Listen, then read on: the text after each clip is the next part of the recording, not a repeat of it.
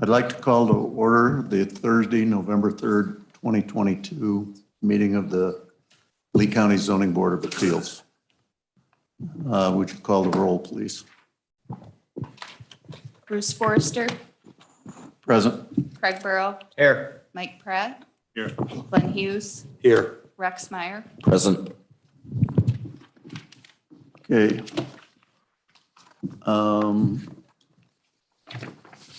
We don't have any minutes from the previous meeting to approve. And we're not motioning to adjourn for anything at the moment. So, old business, we have two petitions that are continued to December 1st. And our new business for tonight is petition number 22-P-1602. The petitioner is the Lee County Zoning Office, and there are 17 parcels included in that in Alto Township. And the petitioner is requesting a map amendments to 17 Ag 1 rural agriculturally zoned parcels to I3 heavy industrial zoning.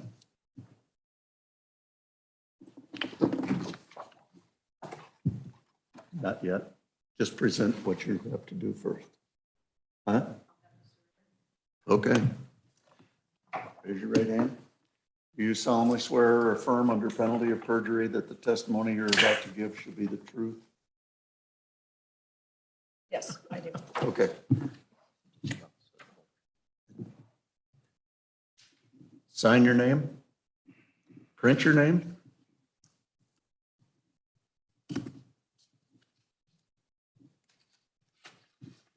And then state your name.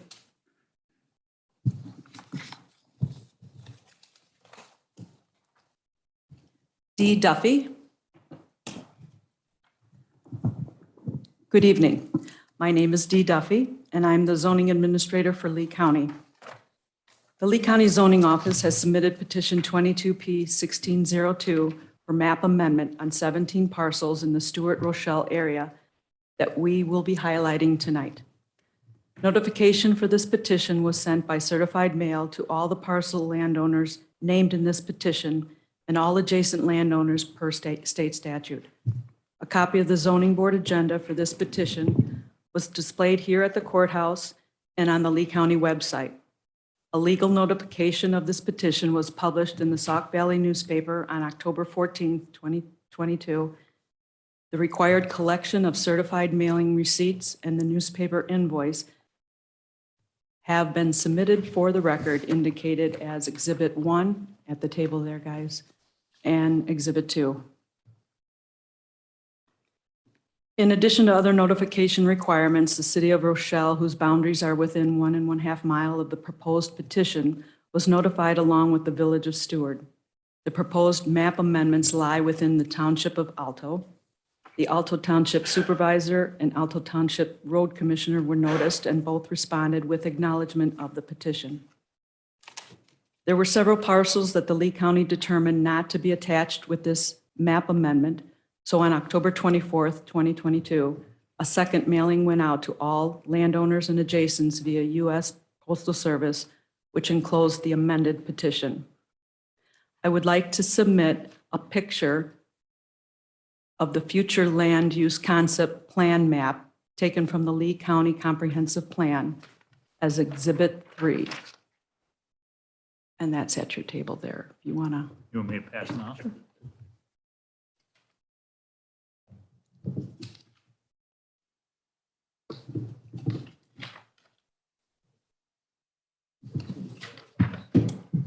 I've got my.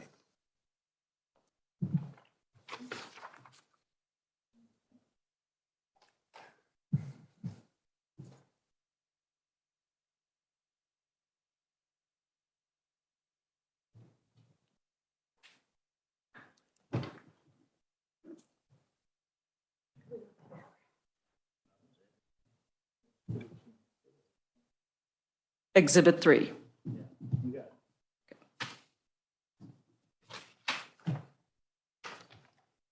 The 17 parcels named in this petition which are all currently zoned Ag 1 Rural Agricultural District, are all part of an area that has been identified in the 2010 Lee County Comprehensive Land Use Plan as a key strategic economic development corridor due to their proximity to the Rochelle Industry Park. This area is referred to as one of Lee County's detailed planning areas, or DPAs, in that it presents unique opportunities for economic development. These designated areas would be subjected to special requirements in the event of their impending development. In 2015, the Lee County Board designated this area as part of the Lee Ogle Enterprise Zone with a goal of creating jobs and promoting economic growth. I'd like to now enter 2 resolutions as Exhibit 4 and 5.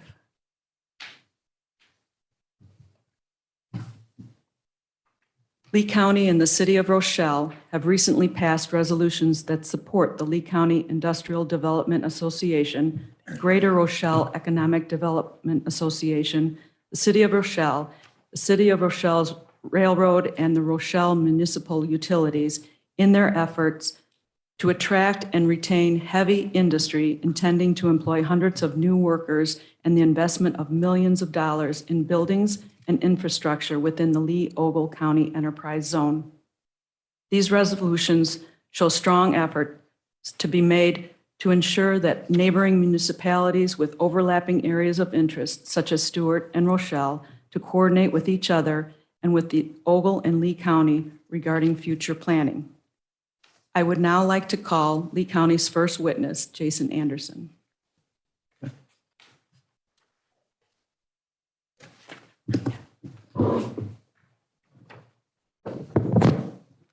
You solemnly swear or affirm under penalty of perjury that the testimony you're about to give shall be the truth? Yes, sir.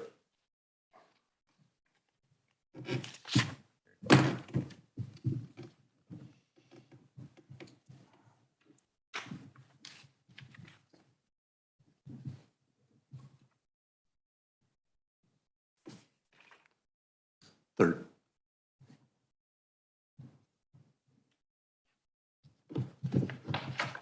And would you state your name to the board? From the microphone.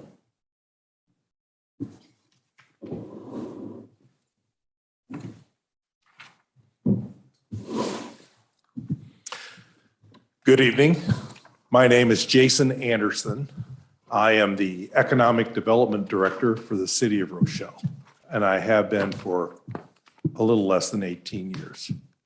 I've been a resident of Lee County for 40 years and have been a part of this community for a long, long time. Can you explain the significance of the development of the Lee Ogle Enterprise Zone and how it developed and what is its purpose? Yes. As you may well know, enterprise zones are key economic development incentives to attract industries into communities that are primarily ready to develop the property. Back in 2015, the cities of Rochelle and Dixon, along with the counties of Lee and Ogle, joined together to create the Lee Ogle Enterprise Zone. In their application to the Illinois Department of Commerce, 9,000 acres between the 4 units of government were designated as enterprise zones. The sites which were fortunate enough to be chosen were proven to be the most accessible to highways, utility infrastructure, and adjacent to existing industrial and commercial development. The goal for every enterprise zone were included in the application, which included a commitment to investments in expanding infrastructure into the sites of the enterprise zone, and that good paying jobs would follow. Failure to meet the job creation goals and investments as stated in the 2015 enterprise zone application would risk losing the certification of the Lee Ogle Enterprise Zone. Therefore, only projects that bring significant job creation and capital investments should be designated for the enterprise zone. In support of the Lee Ogle Enterprise Zone, the Lee County Board and the City of Rochelle have recently passed a resolution which states no special use permit should be issued for projects that are not consistent with the enterprise zone goals. The enterprise zone, as you probably all know in reading the news, the state of Illinois is not the most attractive state for business development. It's not a secret. It's talked about all the time. One of the very few incentives that are left in the state of Illinois for communities to attract businesses to create jobs is the enterprise zone. The idea of protecting the enterprise zoning and getting it to the place where it can be developed is so important. And as I'll tell you here in just a minute, a lot has been done to prepare this area that you're considering rezoning for new development within the enterprise zone. Can you tell us about the investment Rochelle has made in developing the infrastructure to attract manufacturers with good paying jobs to this area? Well, I can tell you, and I would like to show you and tell you about the investment, but I would like to clarify something, and that is this isn't just the city of Rochelle. The Lee County Enterprise Zone has been around for, I think, 30 years. And before we had the Lee Ogle Enterprise Zone, we leaned quite heavily, and Lee County was very willing to oftentimes share enterprise zone capacity within the boundaries of the city of Rochelle. The investments I'm about to show you are investments that were not made just by the city of Rochelle. The state of Illinois, the United States Department of Commerce, the Economic Development Administration, the Illinois Commerce Commission, as well as private developers and the city of Rochelle have really made these investments. Let me show you a little bit about what they are. So in the next slide, as we'll take a look at, this is the area that you are discussing about rezoning. It's the area that's immediately adjacent to the ethanol plant that is on the north there, on the left side. And then on the right side, there's a coated sand solutions plant. These are two industries that were built right on the county line a number of years ago. Roughly that 1,000 acres really incorporates the land north of the county line as well. So what we're looking at roughly is 800 acres in Lee County. And in this area, you'll see that arrow kind of right below the 1,000 acre sign is where we've put a new water tower and well house and a lot of infrastructure in the center of that 1,000 acres. The Lee County Industrial Development Association invested about $65,000 last year on the left side of Stewart Road to do environmental studies, that is soil borings, geotechnical reporting, floodplain mitigation studies, looking at environmental issues, archaeological. They invested $65,000 to do a survey. On the other side of Stewart Road, the Greater Rochelle Economic Development Corporation, in collaboration with the Lee County Industrial Development Association, also did environmental studies. So both associations worked together hand in hand to actually put together all of the data that is so important to site selectors when they come to look for a site to build upon. Now, the next slide, we'll start to talk a little bit about the infrastructure improvements. These pictures of these transformers, the high wires, the two small gray boxes, I'm sorry that's not a better picture, are two brand new substations that were built just north of the county line. A 120 megawatt substation, along with, again, a number of other high line, power line extensions. The picture there to the left on the bottom underneath the word power is the new transmission poles that go all the way down Stewart Road to the Village of Stewart that were all built in the last few years. The infrastructure investment on the power side has been significant. Commonwealth Edison now also has become a partner. One of those, the smaller of the two boxes there that you see in that picture in the bottom and the middle, is the substation that Commonwealth Edison built, right along with Rochelle Municipal Utilities. So there's been a lot of collaboration and cooperation on the power side. This substation was built because there was not, the fact we'd run out of power on that side of town, and there was not going to be the ability to do the industrial development south of the county line without the additional power. And so that $25 million investment was made in the last couple of years. Now, the next slide, we'll talk a little bit about water and sewer.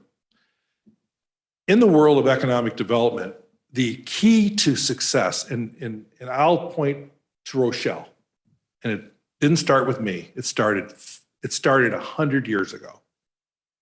100 years ago, thereabouts, the city of Rochelle went into its own utility business. It became its own power company. It generated its own electricity.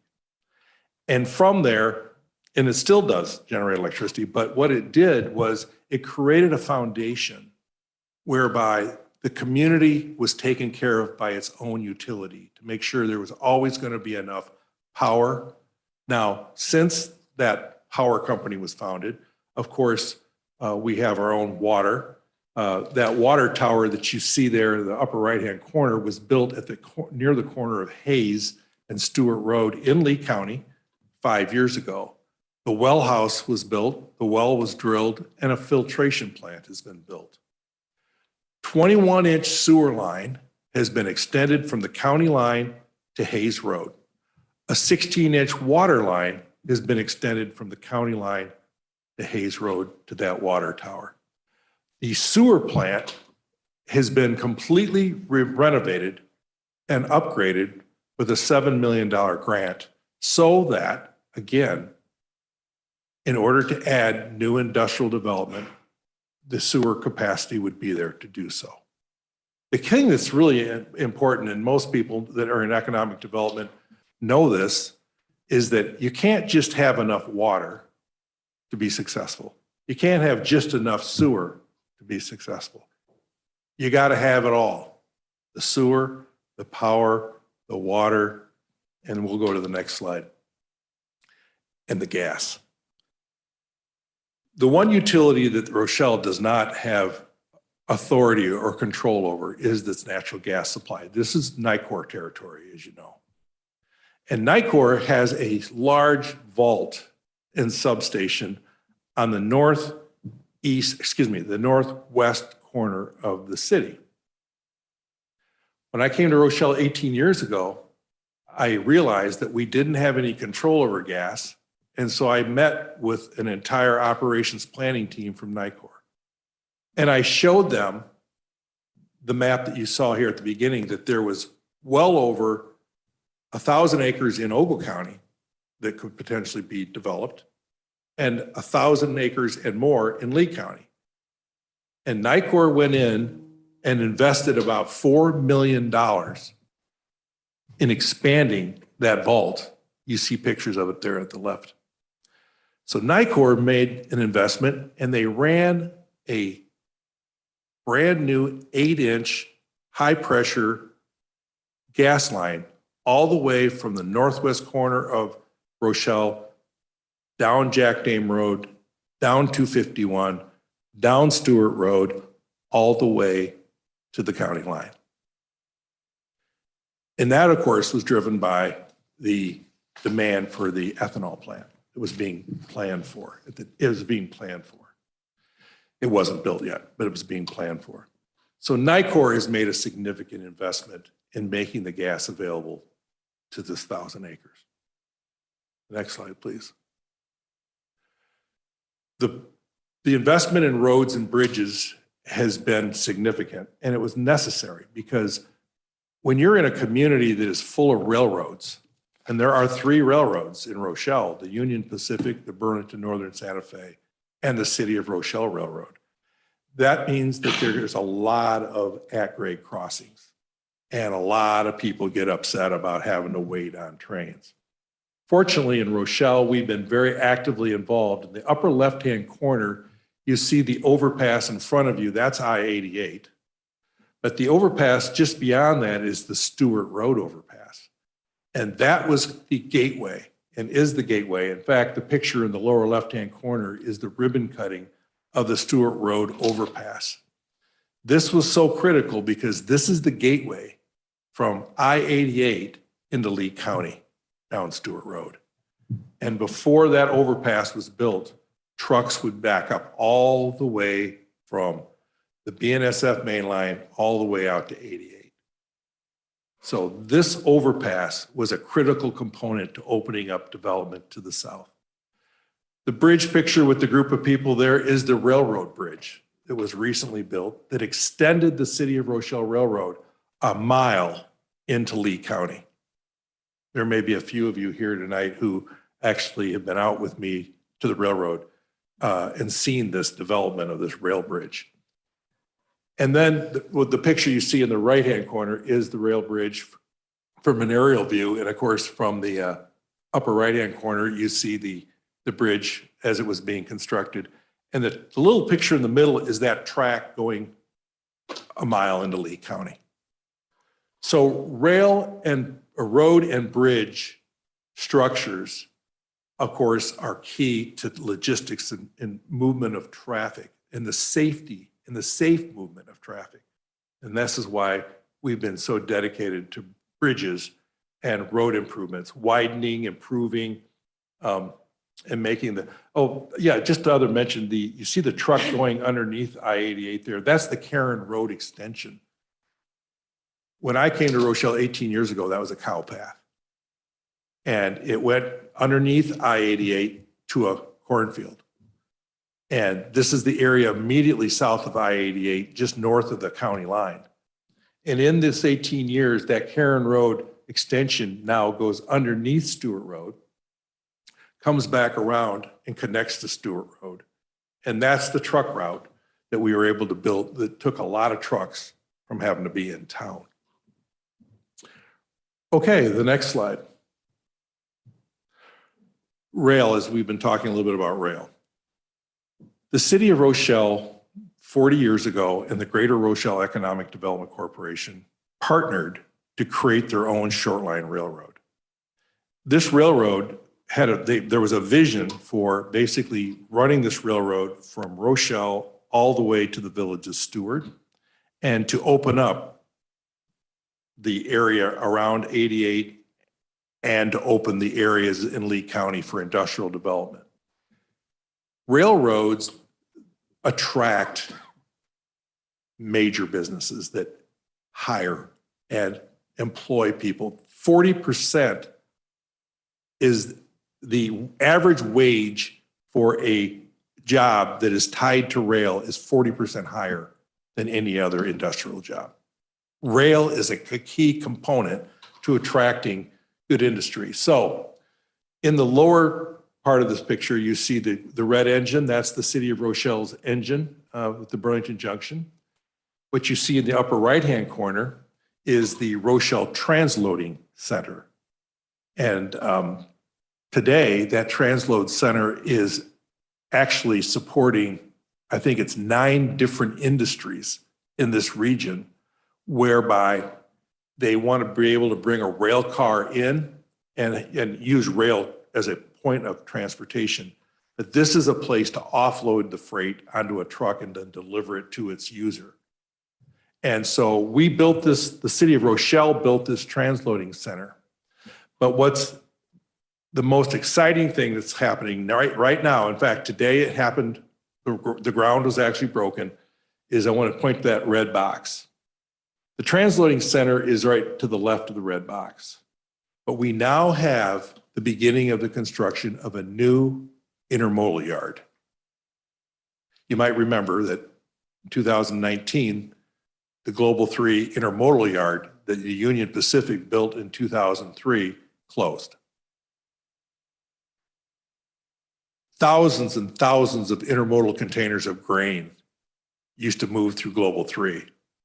Farmers were able to, or elevators were able to bring their product by intermodal container locally to the Global 3 facility and ship their product by rail to the Pacific Rim. When the Union Pacific just unilaterally decided to close Global 3, then all of those farmers that would typically take their product or elevators to Global 3, which would maybe be 10 miles, 20 miles, 50 miles away, now have a 185-mile round trip to Joliet. When Global 3 closed, the mayor of Rochelle, who was just newly elected, his name is John Barrows, he went on record to say, we're not going to let this stand. We have our own railroad. We're going to figure out how to create our own intermodal service, and we're going to allow small businesses to be able to, businesses that are in our area, have local access to intermodal track. And today we broke ground on that 10-acre parcel. We hope that the intermodal yard will be operational in the spring. Now, why is this significant to the Lee County side of all this? Industries today, particularly today, with all of the logistical issues and problems that there are with getting containers, and you've probably all read the articles, you know, the ships piled up out on the West Coast and the containers piled up in Chicago and nobody can get their product, is a very big issue. But our opening up this little intermodal operation is going to attract even more industries to our region because they want to be close to intermodal rail. And this 1,000 acres that we're talking about is just to the left of that building that you see in that picture. That's the area we're talking about. Being in such close proximity to direct rail, transloading rail, and intermodal rail is a huge factor in attracting the kind of jobs that we want to attract. So rail is a very significant piece of the puzzle. Okay, next slide. So to sum it all up in terms of the investment, the power investment in substations and new transmission lines is $27 million. The water, the wastewater, the lift stations, the 21-inch sewer line extensions is a $24 million investment. Rail, that is the transloading yard, the rail bridge, an additional 5 miles of rail, $10 million. Road and bridge improvements, $8 million. Natural gas, again, that investment by NICOR, $4 million. So $73 million in infrastructure has been invested. And it's been invested with the idea that not just have we been able to attract these businesses north of the county line, but now with the water tower in Lee County, the rail now in Lee County, the sewer line in Lee County, the water line now extended in Lee County into that 1,000-acre area, we are poised now to attract the kind of industries that you've seen attracted to Rochelle for years. In fact, the last slide I'll show you, that $73 million of investment, which really has been made over the last 15 to 20 years. And the next slide, please. Has led to $600 million in capital investment. And these pictures don't represent everything because I didn't want to go on and on and on with these slides. But upper left-hand corner there, that's the new Loves and Johnson tractor development that's developed right on 88 there at the interchange in Rochelle. The CHS ethanol plant, the Bright Farms hydroponic greenhouse, Zeckelman or Wheatley Tube is the company that will soon be rolling out. It's the company that bought the Nippon Sharyo facility there, the million square feet of manufacturing and distribution space. And then Del Monte Foods in Clark Steel. So $600 million of capital investment in land, equipment, buildings. And I don't have the number in front of me, but I will tell you, I believe this represents something close to 1,800 to 2,000 jobs. That's what's been done to date. And what, of course, is so important now is that we are in a position to attract site selectors now to this area in Lee County that abuts against this industrial park. So I think the last slide just simply says questions. Oh, I'm right. Yeah. So, I do have one. yeah. So why is rezoning this property to I-3 important in promoting this land for industrial development? Okay. Well, as I mentioned earlier, after decades of planning, designing, going to every, agency, IDOT, Economic Development Administration, Chamber of Department of United States Department of Commerce, the Illinois Department of Commerce, to build the infrastructure necessary to attract major industrial development. Creating an enterprise zone, which provides economic incentives to this specific area. And as I mentioned earlier, this is about what, from an incentive standpoint, what Illinois has to offer. Creating significant value to landowners. One thing I failed to mention is that as all this infrastructure needed to be built, land had to be purchased for right-of-ways. Land had to be purchased for easements. Farmland prices, of course, have varied in the 40 years we've been doing this, from probably a couple $1,000s an acre to I don't know what farmland prices are today. But we've always paid a premium for easements for right-of-way.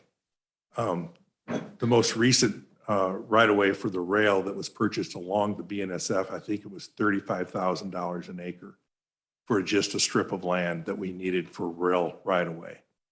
So the enterprise zone and the infrastructure investments have provided great value to landowners and an opportunity to create thousands of new jobs.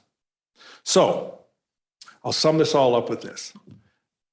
The next step is, of course, to really go out and market the opportunity that we have an abundance of available space, land, where there's been tens of millions of dollars of infrastructure already there in an area that is part of the comprehensive plan of the city and the county for industrial use, and that we've done environmental studies. The key of a successful economic development program is thinking ahead and being ahead of the curve, like in just about any profession. And taking the risk of making some significant investments like have been made in all this infrastructure. With the idea that if you do everything to be ready, site selectors and large industrial developers will go, that's where I want to be. Even if it's Illinois, and it hurts me to say that, but because of the advanced thinking of the leaders of our community, because of the advanced visioning of the economic development groups that represent this area, we are in a position now to really go to the site selector world and say, we have this piece of property, zoned properly, studied properly, and investment built properly to support what you want to do. So today, as a witness for the petitioner of the Lee County Board, I am asking for your consideration to suggest or recommend the rezoning of this area for, I guess, all the reasons I've just given you. Any questions? That's all I have. Any questions on Zoom? Yeah, I've got a couple of questions here. First, with the Union Pacific pulling out the intermodal, what's being done with that land? Nothing. The Union Pacific is storing trains there. And what I guess, and I don't have a lot of firsthand knowledge, Glenn, because the Union Pacific absolutely refuses to sell it because I've had lots of buyers. They refuse to commit anything to reopening it. They have built now Global 4 in Chicago, and they are determined to basically force their customers to go there. But they're not allowing any access, purchase options on the existing facility. No. And I've had over a dozen groups come in and talk to me, and I've given them contacts, and the Union Pacific has shown no interest whatsoever to reopen Global 3. Well, I wasn't even thinking in terms of reopening. I was just thinking in terms of utilizing that land that's technically not being used as an intermodal anymore. Yeah. Well, they're storing trains there. And one of the things that happened last year was when all that news of all those containers backed up out onto the West Coast, the chairman of the Surface Transportation Board, who happens to be an acquaintance of mine, Marty Oberman is his name, called me and wanted to know what's going on at Global 3. Now, I don't know why he didn't call the Union Pacific. He called me. And I said, I can tell you that there are 32 trains parked in Global 3. And now that's all I can tell you because I can see them. And he said, this is unacceptable. But he goes, you know what? There's not much you can do about it. Okay. Next question. There are, excuse me, let me get my notes. There are at least 4 residential properties in the area that you're talking about. What type of communication has been had with those residential property owners? Were they aware that this was, I'll keep questions to one at a time. What communications have been had? Well, the county D can probably answer that question. Yeah, I have Wendy Ryerson as my next witness who will answer that for you. Glenn. Okay, I'll hold off. Let me add to that though, because I mean, procedurally, I understood that the county was then to contact the landowners, that was when this idea of rezoning came up. But what we did is, I want to say it was 3 years ago when we actually, you may remember in the news, there was a talk of Toyota Mazda wanting to locate a manufacturing plant in Illinois. And that site, thank you, that site, this 1,000 acres is what we were going to promote. So Gredco has the option on this farmland. And they sent certified letters to those 4 residential homes and said, there is an opportunity that's going to be presented to purchase the land around your homes. And if you would like more information and would like to have more understanding of what this development might look like and what's going on, we want to invite you to, to sit down with us and let us explain to you. 2 of the homeowners did come in and sit down and talk to us. The other 2 never responded to us, but we reached out to let them know that. In the meantime, that $13 million well and tower was built there in the center of that 1,000 acres. And there was communication. I ran into some people at the groundbreaking and at the ribbon cutting ceremony, and we talked briefly about what was going on here, why this water tower is being built, and what is being proposed. And I suppose, and I don't know this for sure, but procedurally, when you've passed your comprehensive plan map and show that an area is going to be in turn for industrial purposes, if that isn't information that's also sent out to individual landowners, I don't know how you do that, but that's also been part of the comprehensive plan. Okay, I was wondering because of the infrastructure that you've put in there, what type of communications or potential purchase options or what were in the mill? Yeah, there have been, there are a few residents, landowners in that area that, call me 2-3 times a year. And I'll update them on kind of where we stand on infrastructure development or where we stand on prospects of optioning more land. We're very transparent. There's transparent about this, but not, some of these landowners are absentee landowners. They don't live in the area or don't live on the land. So I don't talk to everybody. Okay, thank you. Any other questions from the board? I have a couple. So to carry on with Glenn's questioning there. So you mentioned that this has been 15 to 20 years in the making. So were the landowners involved 15, 20 years ago in the decision that this is where we want to go? Yes. So over the years, as I might have mentioned, and maybe I didn't, there has been, for the need of additional rail right of way, we would go to the landowners and we'd buy 50 acres.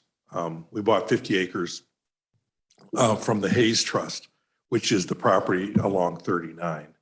And we bought it with the idea, and then we zoned it as I-3, all of the rail right of way. We would buy land from the farmer for additional rail right of way along the BNSF. And as I mentioned, the land prices, when we recently bought that land, it went to $35,000 an acre. And so the landowners in this 1,000-acre area have been very much engaged and aware that these are the things that are going on. And then there's been utility easements for water, utility easements for sewer that have also had to be acquired from the landowners. So yes, we have engaged these landowners in this 1,000-acre area. No objections along the way. No. In fact, when the option agreements came up, and we've had a couple renewals of options. I think we started in about 2000, it was when the Toyota Mazda opportunity happened in 2015. We knew that we should have some way in which we have some idea as to how to control to be able to set a price on the land. We had to go to the landowners and say, well, can we negotiate an option agreement?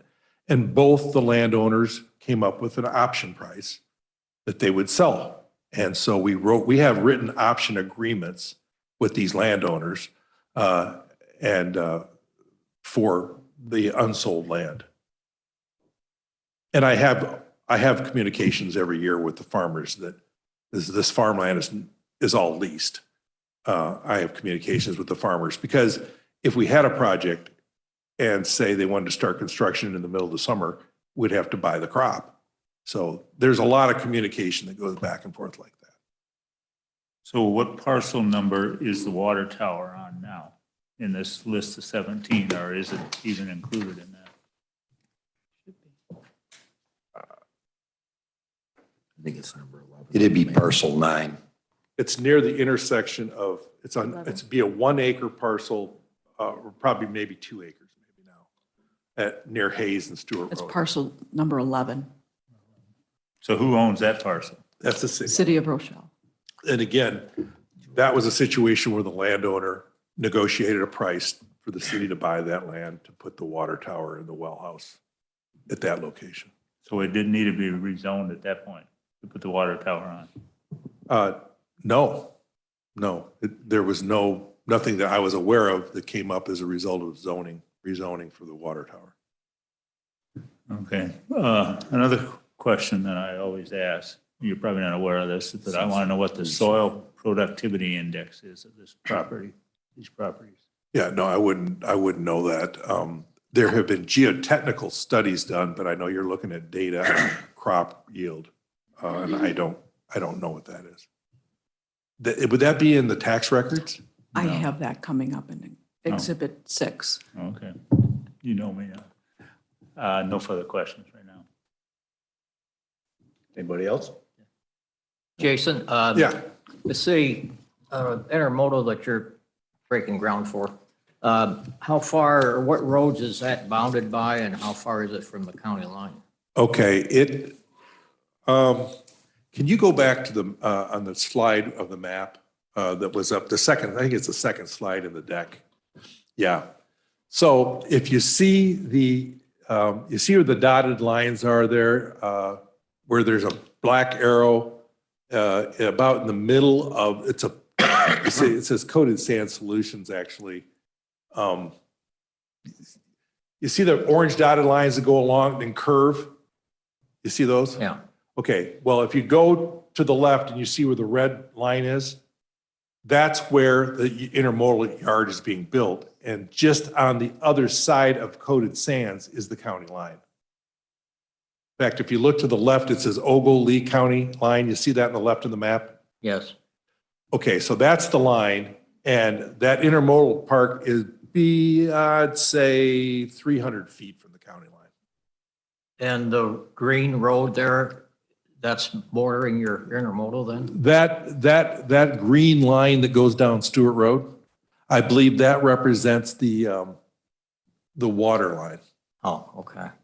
So is there transportation roads to get to the intermodal yet, or? Well, yeah, Stewart Road, Stewart Road. Stewart Road. And of course, Stewart Road, when the Stewart Road overpass was built, we widened that to 3 lanes. And so there's now a 3-lane section that actually allows you to go into the intermodal yard. Okay, thank you. Rex? I'm good. You're good? Okay. Anybody in the audience have any questions? Okay. Go on, take mine.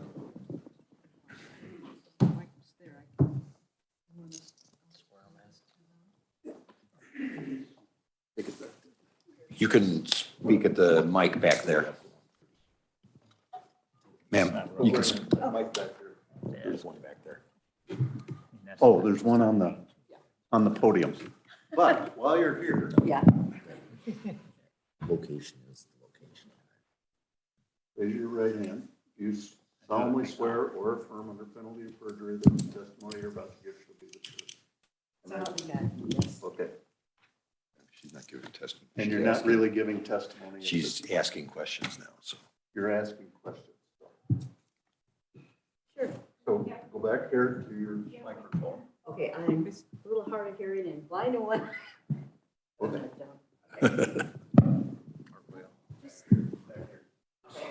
At that podium. Oh, sorry. Okay.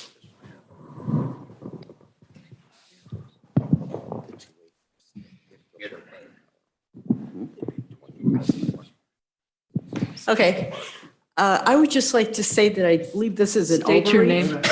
The only thing that you can do is ask questions. Oh, We need her name. ask questions? Ask questions of the, I'd like to know who the investors are for this project. Ma'am, excuse me, could you please state your name for the court My name is recorder? Desiree Smith, Thank you. and I'd like to know if I could possibly see, or we could see, a list of the investors for this project, The investors of what project? for your rezoning and the projects you anticipate with it. Well, excuse me. There are no prospects at this point in time to buy the property. However, if you turn this from ag land into industrial, Ma'am, heavy industrial. It's question time and not argumentative time. Okay, so you say that there are investors. Can we see who those investors are? Okay, so the idea of rezoning the property is to attract investors. We don't have the ability to say to those who might come and invest that this land is available for development unless it is properly zoned for the type of development that they want to do. So if we can compare this to the chicken and egg problem that we have, is I can't tell you who the investors are because I don't know Well, who did I they hear are. you state an amount, a dollar amount of so many Ma'am, millions? please let him finish. You asked him a question. Please let him finish. So our goal here is to attract investors that will, or developers, site selectors. The way it generally works is this. The state of Illinois will be contacted by somebody who's looking to build let's just say a car manufacturing plant. And they tell the state of Illinois, we need 150 acres. We want to be located near an interstate highway system, and we need a lot of water, sewer, power, blah, blah, blah. And they put out a survey, and those surveys go out all across the state of Illinois. Now, I don't know who the company is. I don't know who the investor is or the developer at that point in time. We complete the information, and a real key point of the information that they want to know is the property that this plant could locate properly zoned for this use? And if it's not, they oftentimes take you off the list. The goal here is to have the right kind of zoning to be able to attract the type of businesses and industries that this area is prime for. And how will you know who these investors are if they're even within this country? How do you know that they won't be Communist Chinese Party, for Right. example? So there's a vetting process that takes place at the state level. The state of Illinois generally always knows who the client is. We will eventually know, but this is how there's a filtering process that goes on. State of Illinois brings a prospect to the economic development departments around the state of Illinois. We simply fill out the survey, give them all the information that they're asking for, zoning being an important one, and then we find out whether there's an interest. If there's an interest, the state of Illinois contacts us and says, we want to come with this client and introduce them to you and you to them. And then we usually meet them, the company, and that's the process. And then you go through all the pricing and the land purchase and so on and so forth. If such a vetting process exists right now, then why does so much of our land in this country belong to the Chinese? I have no idea how to answer that question. That's a concern to me. The land that we're talking about is, as I've described here tonight, has been planned for and been thought of as part of a expansion of economic development opportunities for a long time. It's all in our best interest to know that the companies that could potentially come are good companies, companies that will pay their employees well and that will provide adequate benefits for their employees. The only way that the local rural communities in this country are going to prosper and survive is if they can attract companies that are good companies that, and you know, quite honestly, if I had it my way, I'd want every company to be an American-made, American company. But that's not for me to decide. Do you believe that the profits are worth the elimination of agricultural land? I grew up in Sterling, Illinois. I worked on farms. My whole life I've worked on farms. Shoveling manure, baling hay.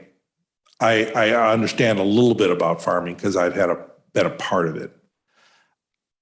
I believe that in this country today, if we don't want to develop any more property for any reason, if we say that we're going to protect every square inch of this country from being developed any further,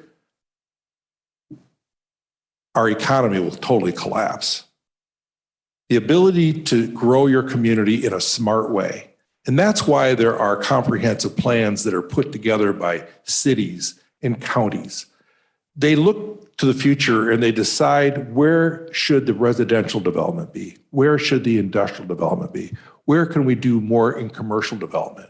And why is that important? Because you want to make sure that the land is being used for what its best use could be for future development. And there's a lot of land, if you look at these comprehensive plans that have green, you know, that there should never be development on. And that's proper. That's proper planning. As we've testified here today, we've been working with these landowners for decades. They've sold land for rail right away. They've sold land for utility right away. They know and understand. And I can say this, they will be profiting quite handsomely because the land price that they will sell their land for, from what I am witnessing as of right now today, is anywhere from 3 to 5 to 6 times what is farm value.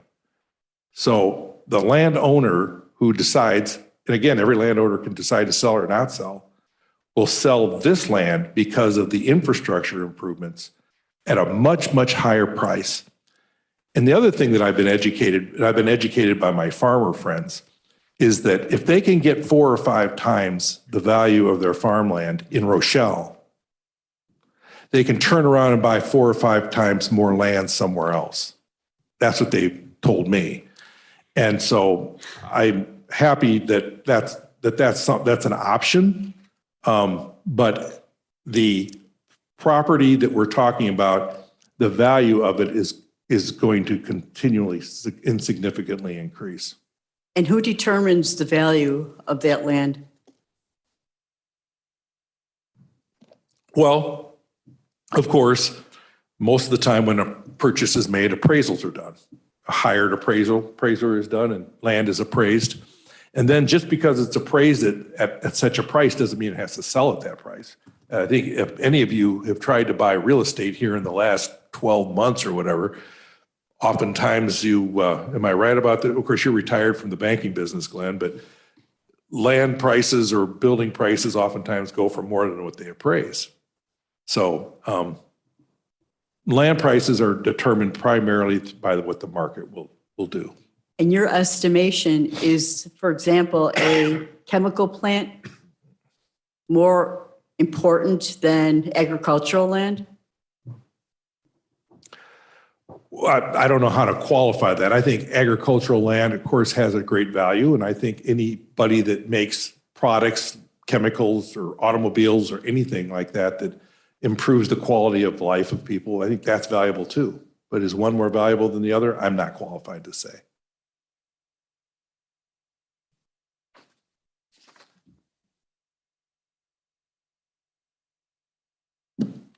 I guess my questions are finished. Thank you. Thank you. Anybody else have questions? Please state your name. Richard Broyles, 3189 Hayes Road, across from that big old tower there, water tower. Facts. My question to you is, the property that I live on is directly across from that water tower, okay? My question to you is, how come nobody contacted me when I got my well there, and you're supposed to have 200 feet before you can make another well, and they drilled down and hit radon way the hell under the earth? Is that good for the people who live in that area, like I do? I'm not sure if I understand the question. The question is, did you know that when they put up that water tower, that they didn't notify us? Do you own the property or do you rent the property? Right across, yeah, we own it. You own it? Yeah. Okay. And you lived there when that was being built? I was in Hawaii at the time. Okay. Well, I'll have to tell you, when it came to the construction and the design and the engineering of all that, that was outside of my purview. I'm the economic development director.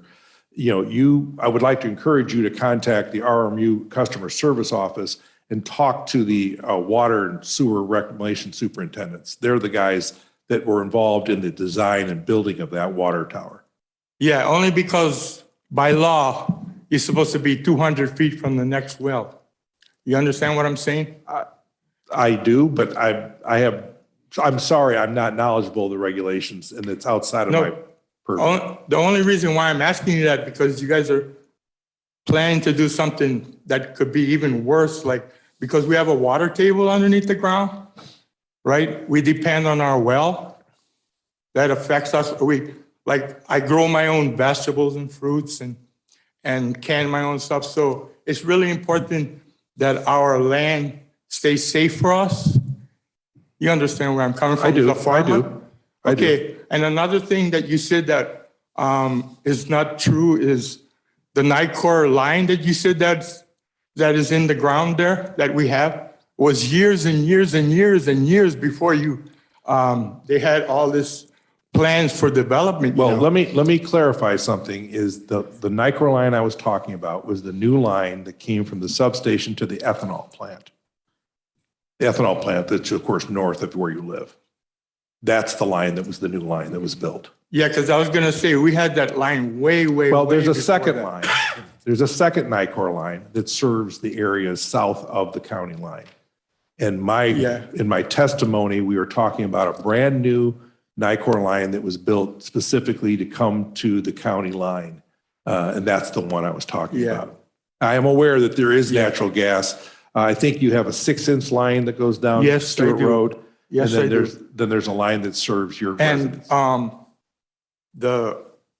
the people across the street, Sir, city. sir, okay? don't Oh. argue. Please No, ask I'm a not question. arguing. I'm not No, arguing. I'm It's just, gonna be my you need to question. ask a specific question. Yes. Did you know, would that be better?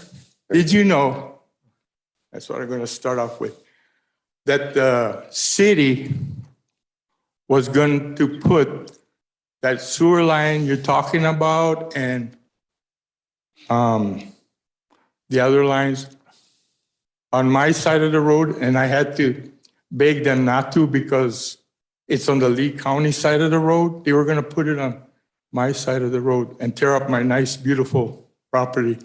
But anyway, I looked at Do you want him to answer that? I did not know where they were going to put the no, line. because the reason why I'm bringing, you guys don't know because you guys never seen my place. It's really nice. But across the road, when they did the work, it's a mess. You know what I'm saying? And it's a crying shame. Not They don't time have for. questions. not- I'm not trying to get into, but all I'm saying is that my question to you is, will our residential area be safe because of the proposals that you bring forth, which I don't think it will, so. I want to encourage you to have a conversation with the RMU group because they Rochelle Municipal Utilities. The city really does want to, I mean, you're not in the city limits, but you're a resident, you're a part of Rochelle. And no one really, I mean, I'm part of the city staff. And we really do as a staff, as a group, right? We know who we serve. We serve the residents of Rochelle. And my job as the economic development director is to attract and bring business opportunities to the community that creates jobs and creates opportunity for people's lives to be enhanced.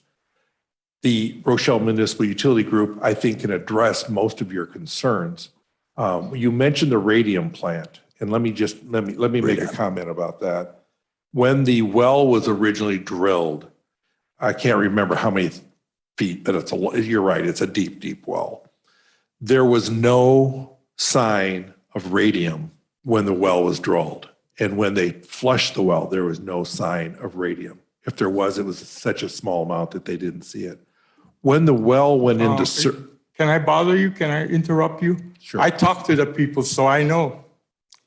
Okay. What you're saying is not true, but whatever, answer. The well, once it became operational, radium levels were Radon. shown to be reaching or near above the acceptable limit.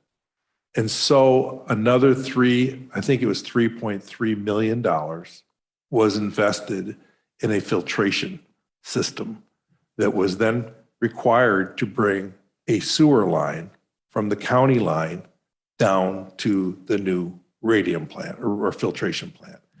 And the sewer line was, again, not a part of the original plan, but when there was a need for filtration then Rochelle Municipal Utilities went out and built the sewer line. Now, where they located it, I can't tell you because I wasn't there. But it was located in such a place that they could then pump the radium or pump the water that was necessarily filtered back through the sewer system. So my next question to you is this, because I talked to the people. So the radium you're talking about, my question is this. My property as it is, since the well got dug and the radium came up, goes into which my well was there first. So my question is, what's going to happen if they keep doing this things? What is going to happen to us? We're going to get poisoned by what they did in the first place, which is Keep it To to a me- question. okay. I'll try to keep it in a question form. Would you, if you were a farmer and you lived away from the city, want to have radium poison in your water well? Ta-da! That was easy. No. There you go. Neither do I. Thank you. No further questions, Your Honor. Any questions from anybody else? Good evening, good evening, everyone. My name is Scott Arms, and I just got a couple questions. So Jason, with some of the proposals that are going on, what will they do with Stewart Road? Because undoubtedly, they would probably put a turn lane in like they do in Ogle County. And with Stewart Road and Lee County to Stewart, there's 3 residences that are on the east side of Stewart Road. The gas line and one of the power lines is on the west side. Would they come into our front yard because it's going to be less of a headache, or would they make the utilities move things over?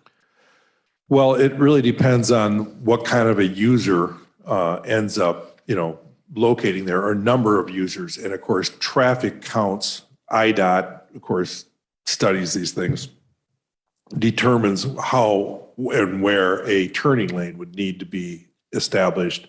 But it's all defined by traffic number. And when a business comes into Rochelle or comes into anywhere, and we ask a lot of those questions, once you get past the site selection process and they come in with design engineers, we all sit down and ask all those questions. And they have to sit down with IDOT, the Illinois Department of Transportation, because they govern most all the roads, right? And then plus the county engineer. And depending on traffic counts will determine whether or not turning lanes are required and where they would be required. Well, I guess, let's take it a step farther. Assuming that they want to put a turn lane in like they do by CHS and Del Monte and such as that, where would they put that turn lane? Would they put it on the west side or widen it to the west where the gas line is and the power line? Or would they come to the east side and come through the residences' front yards and stuff like that? I can't answer that because I don't know. Again, I know that the gas line and the power lines are on the west side. Right. And where the road gets widened and how it gets widened and in what location it would be in proximity to your house, there's no way for me to anticipate that until we saw some sort of a design or plan. And then, excuse me.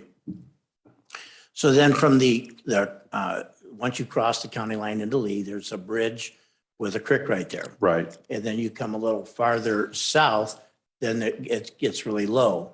I think there's like a 13-foot drop from the road down towards the creek. And I farmed that for a long time, and so did my grandfather. It was actually my great-grandfather's farm. And it can really flood really, really bad. So is that still considered a floodplain or not? There is in fact, if you want to show that map that you had, your map of the the zoning map or the one that was up there, I can point to something here that you're referring to. No, this was, yeah, right there. That dark green area there is we call that Johns Creek. That's what I call it. I don't know if that's got a different name. What's the name of it? Johns Creek, Okay. that, you got a different name for it? Because that's what I was No, I've told. never heard of it. Well, that green area shows you where the floodplain lies. And one of the things that I think is very, very positive, if you have been in the Rochelle area most of your life, and I believe you have, right? You know that Rochelle as a community has had terrible flooding problems. It had for many, many years. And with the development of the detention systems that are built around all the industrial areas, we have mitigated a significant amount of floodplain and floodway issues. Now, we have seen, as a result of that massive amount of floodplain, we have had to put together a very comprehensive stormwater management plan for our rail development. And we spent 2, maybe 3 years working with the Illinois Department of Natural Resources to show them that with the development of the rail system, which of course is opposite of your property near the NSF, that we are going to have to build a lot of detention. Now, I don't know if you've ever driven down to the yeah. railroad. Oh, yeah. You see the detention? Oh, yeah, it's big. It's a 200 by 3,300 foot hole. Right, right. I see a lot of the tile lines in there, And I'm glad you brought that up, because one of the things that we did, because we told Mr. Brossman, who owns that farm, that we would do everything to protect those drain tiles and make them operational. So every year, twice a year, I send somebody down to inspect each of those tiles that come out and then drain into that large detention area. I think Huddleston and McBride did quite a bit of work for the city. Gentlemen, let's not get back and forth conversation. Please restrict it to questions and answers. Yeah, okay. All right, so I guess that kind of takes care of it. I'm just wondering what would happen to that big field, because I know the west half, that gets Well, really, we really wet. cannot get. Gentlemen, let's not get, Well, I if there's a thought he- specific, he didn't ask a question. Okay, I thought I and you- understood a question. You guys had started to get into a back and forth conversation. Okay, so then as far as the west end of that field, like if you take from the Stewart Blacktop to the railroad track, say figure half of that, that's where it's really low and wet. Is that still going to be considered the floodplain? Yes, the requirement that the county will have, since this is in Lee County, it's not in the city of Rochelle, of course, is that we'd have to provide a stormwater management plan on any development that would occur there. And just as you see in the way that the stormwater detention area was built when they built that rail extension, there will be a significant compensatory storage facility, pond, hole in the ground, what do you want to call it, that will be required to manage any stormwater runoff. And then just one last question. If you have the opportunity when the time presents itself, if they do decide to do something with a turn lane, you've got a lot of influence with a lot of people. It'd be nice if you could throw some of that our way to make sure that they put that turn lane on the west side of the road rather than on the east side and take out our yards. When and if, not when, I say when a project comes, there will be a significant amount of requirements for public hearings, for public input. There will be a need to probably eventually annex the property. There will need to be agreements on where the right-of-ways and easements are going to lie. There's a whole lot of opportunity, I believe, when something would develop south of the county line that will allow the residents to have input into what's happening. And I'm the type of person, I mean, as I said, I grew up here. I'm a Whiteside, Lee, Ogle County kind of guy. And we want to make sure that when it comes to those concerns about stormwater, traffic, safety, that's all part of the plan. Good, okay. Well, those are my only questions. Thank you to the board for letting me ask a couple questions. Thank you, sir. Thank you. Anyone else? Anybody on Zoom?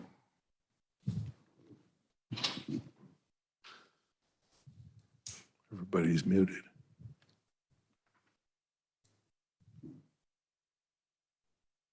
Say it again. Say it again. Is there anybody on Zoom that would like to ask a question?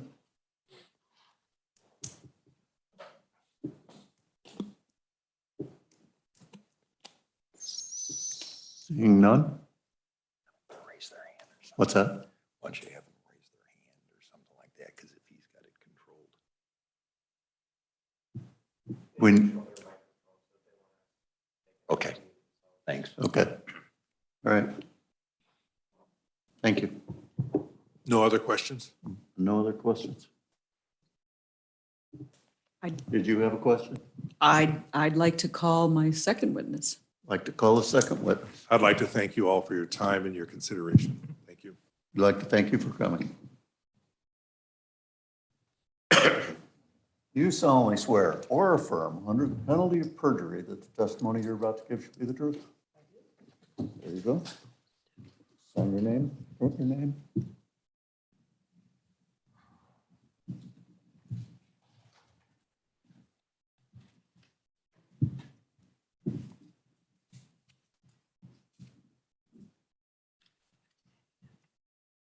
Third.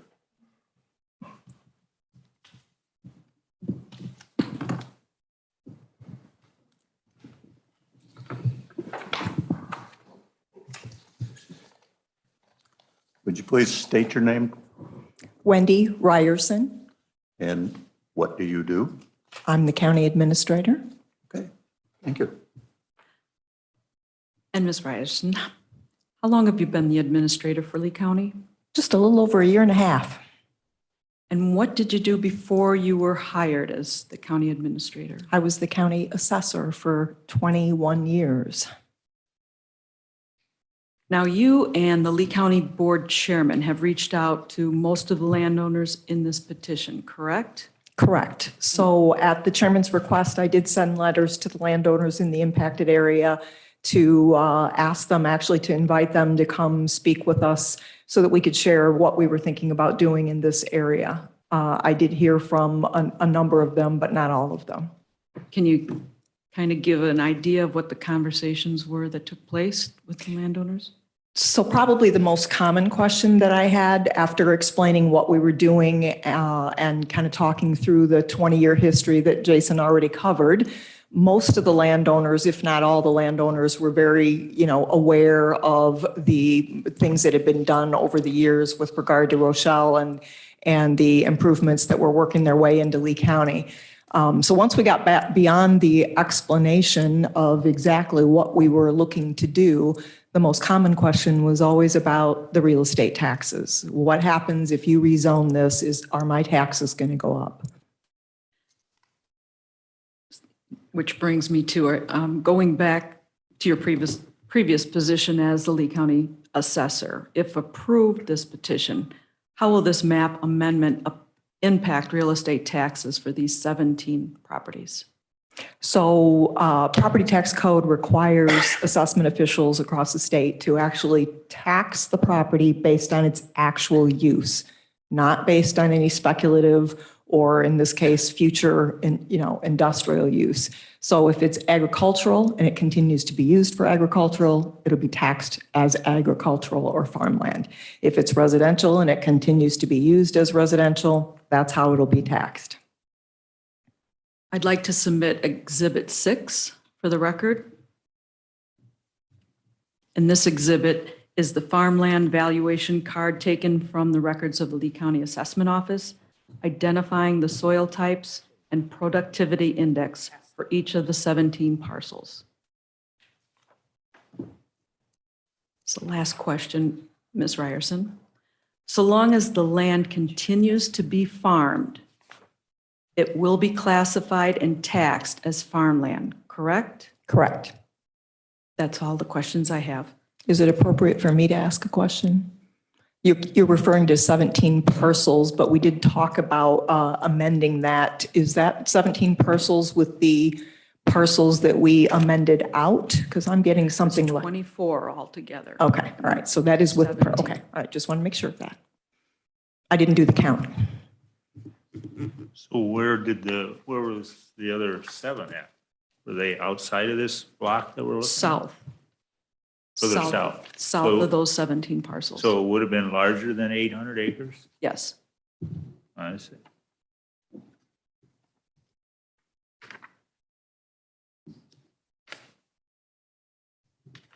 Questions for Wendy?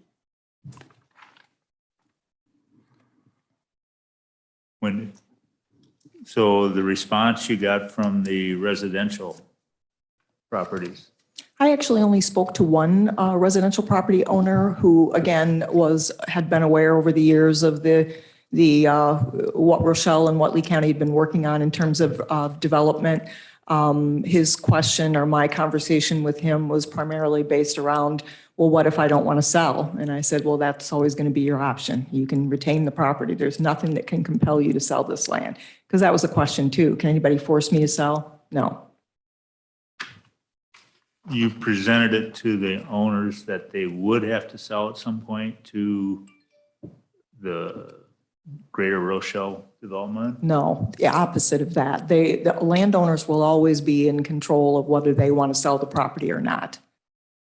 But as you presented this project, the whole project to them, that would be the ultimate goal of That it. would be the goal, but the landowners would be in control of that because just because we rezone it doesn't mean the landowners can sell it. Now, if they choose to sell it and there is a project and it is zoned industrial, that will add land value to the property and potentially put them in a better position to negotiate for property values, but they're under no obligation to sell.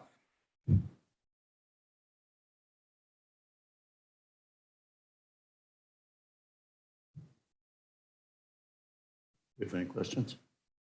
No. Greg? Do you have, Wendy, do you have any, based on your last statement, as far as industrial zoning adding to the value of property, have you got any rough figures that you might put out based on your experience or not? I really don't. As Jason said earlier in his testimony, market is a bit volatile right now. So even farmland is up, in that area. So I don't really have and it's going to come down to what is the market at the time the project comes forward to. I will say just in general that industrial land, especially if there's an industrial developer ready to move in, is going to sell for more land, for more per acre than what your typical farmland would sell for. Okay. So I can make the general statement, but to give you a number, yeah. Okay, thank you. Can I ask another? I was gonna, and I might be getting your question, Mike.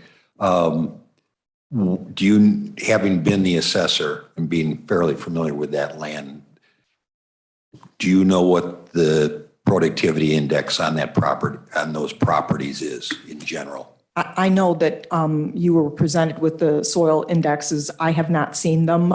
Just in general, knowing my knowledge of that area, those are probably pretty good soils.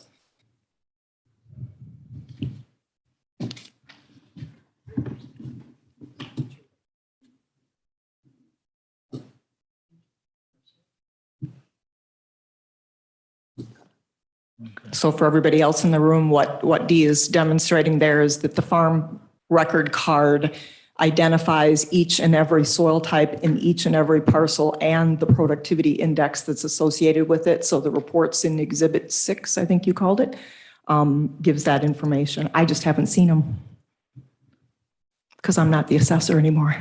Thank you. Can I ask you another question? Yes, go ahead. So back to when you and I understand the county chairman presented this to all the landowners. So we got 17 names here tonight, or 17 parcels. They all agreed that you could go ahead and do this.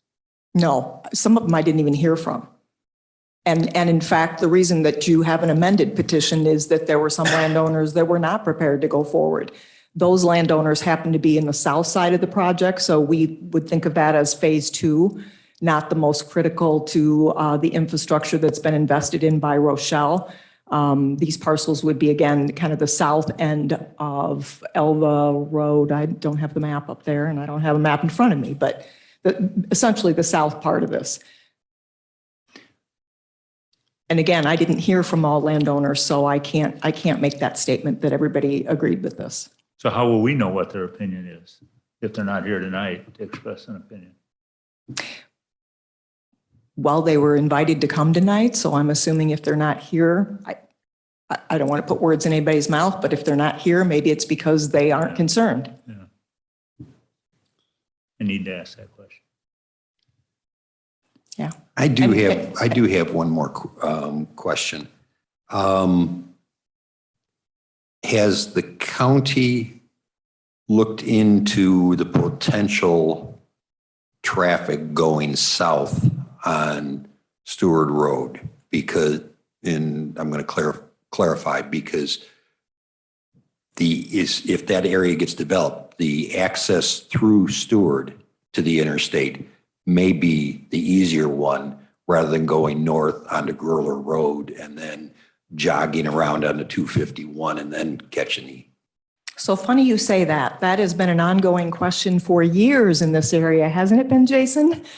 There's all kinds of opinions on how to best route traffic around it. And we decided that the best way to figure that out was actually to apply for a grant, which we've done between the county and the enterprise zone. We have put up $125,000 in match dollars towards a grant that we're hoping we get that will do exactly that, a traffic study they'll gather the data, take in under consideration everything that's out there from the bridges to the flood zone to everything else, and come back with a proposed plan for that area. So that's one of the investments that Lee County has made towards this particular area and developing it for this proposed industrial use. Including access to the interstate through the community. Absolutely. Access to the interstate was a big one. And again, there's a lot of opinions about how to best manage that. And we decided we need to get the professionals in because we don't have the expertise to be able to make those decisions. So we're hoping for that grant. Actually, I don't know that we'll hear back on the grant as to whether we've gotten it for several more months, but we've recently did apply for that grant and did contribute or commit to $125,000 of match dollars to do that study. Rex, do you have any questions? No questions. Okay. Not a comment, only ask questions. Anybody have a question? I guess I could turn this into a question. It's a question. Wendy, have they looked at maybe Ritchie Road? Get name again. I'm sorry, Scott Harms. Have they looked at possibly Ritchie Road? And because even though it's close to 88, they could go long enough right there on 88, or 39 rather, I'm sorry, on 39 where they could do their on and off ramps right there. Have they considered that? So I think that everything has been considered in that area. Again, that's why we want to do this planning grant, because we really want some experts, engineers who are experts at doing this.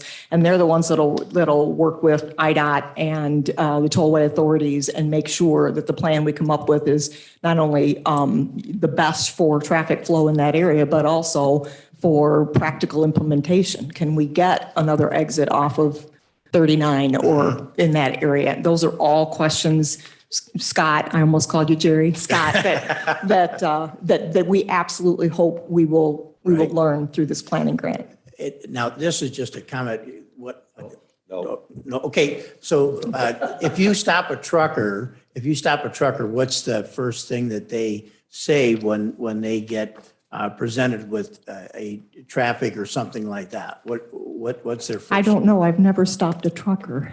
My GPS told me to go this way. Oh, So you can't, they just go where the GPS tells them to go. That was the only thing I was going to say. But there is a lot of traffic on that road. yeah.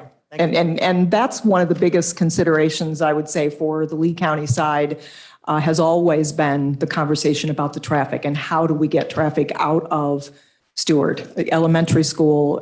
We want to find a way to route traffic away from that small town. So that's a big deal to us. Okay, any other questions back here? Okay. Anybody on Zoom have a question for Wendy?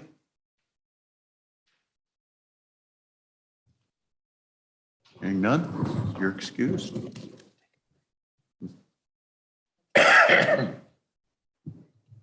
That's all the witnesses I have. That's what, That's all the witnesses I have. that's all the witnesses we have. Does anybody in the back have a witness or someone that would like to be sworn in and testify? And then be open for questions. Well, you guys can ask me questions. I like that part. Yeah, I'd do that. What's that? I said, if you guys want to ask me questions. I'm asking if you would like to testify or make your, So can I make comments then? Not yet. They're just be general comments, just kind of give you guys a little bit better. not yet. The comments would come. So now is the time for presentation of evidence by any interested party, which is you folks here in the back. So if you would like to be sworn in and present facts to the board, then they could ask you questions related to what you have presented to them. Once this is completed, we'll do a public comment section where you'll be able to get up and give your opinion, state anything you want to the board about this project.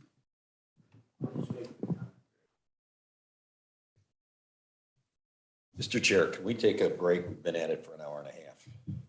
Yes. Let's take a 15-minute break. No, 15. Huh? 10 is sufficient. 10. What's that? 10 is sufficient. 10 is sufficient. Okay. We'll be back here at, we'll just say 9:45.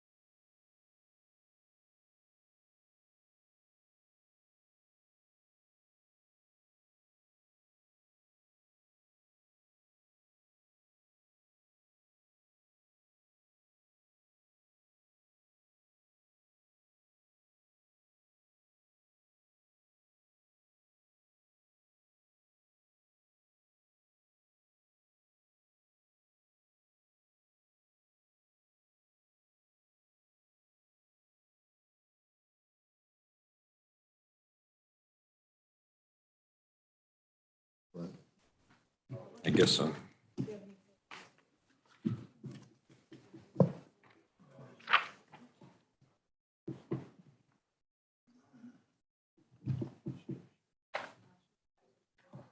So we don't have any commentators. We haven't asked for closing comments. I'm going to ask if she would like to make closing comments. You have none? Okay. I'm going to ask this out loud so everybody hears. Ms. Duffy, do you have any closing arguments or comments? No, I don't. Okay. Does anybody in the back of the room have any comments that they would like to make as closing to testimony for tonight? Just a couple, just. Up to the microphone. State your name Scott again. Harms. Okay. Okay, so I'm just, I guess I'm going to kind of advocate for the people that live on that road, so hopefully that if this ends up going through, that, they can make the utilities move over. So, I mean, where Mr. Avnus lives, they put a turn lane in or something, that'd be right on his front porch. Who wants to, I mean, those trucks, as those trucks go by, because the blacktop is in such rough shape right now, because we get so many trucks, is that you can always tell when they're empty and they bring in the containers in because they're spring suspensions and they just bounce all the way down and it just, you're 30, 40, 50, sometimes in an hour. There's a lot of traffic out there. And I was worried about with the flooding and stuff because you get across the road there. I mean, I can remember digging tile with my grandfather, and there's 4 feet of black dirt over there. I mean, that's some of the richest black dirt in the world right there. So there's just things like that to keep an eye on traffic and what they're going to do with everything. So, but thanks for the comment period. Okay, thank you. Anybody else? Anybody on Zoom have any final comments concerning the project? Okay. So we will start. We will start with the findings of fact. Is that correct? No. The first item to be addressed under the standards for map amendments, the existing use of the nearby property.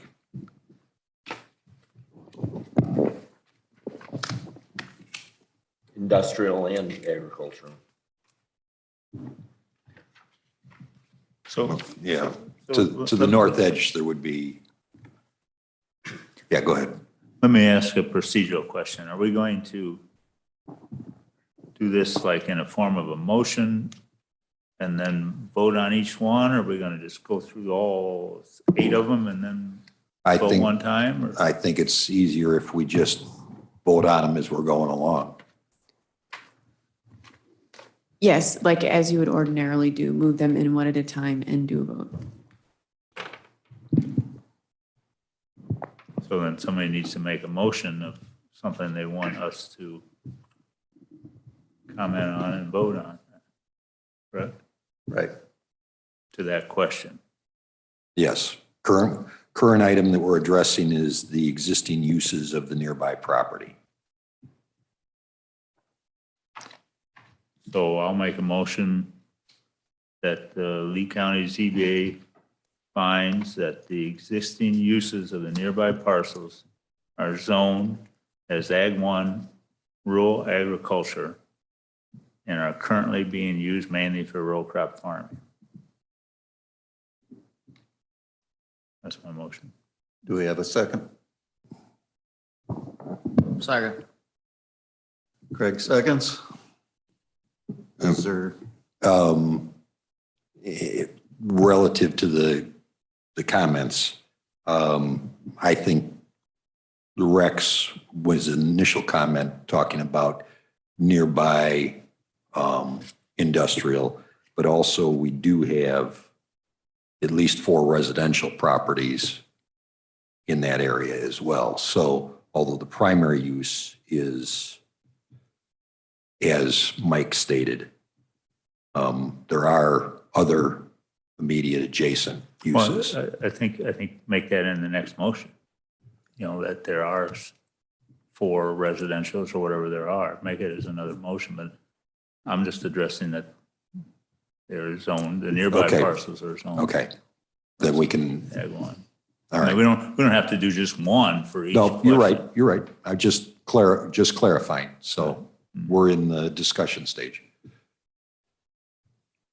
So any other comments? Okay, So the motion that was being presented is the existing uses of the nearby parcels are zoned as Ag 1, rural agricultural, and are currently being used mainly for row crop farming. Correct. okay. All in favor, say aye. Aye. Aye. All opposed? Motion carries. Do we have a second motion? I would add in there that there are at least 4 parcels named in the petition that are single-family residents. Second. Is there any discussion on that? Those 4 parcels are all in Lee County then? Yes. Yes.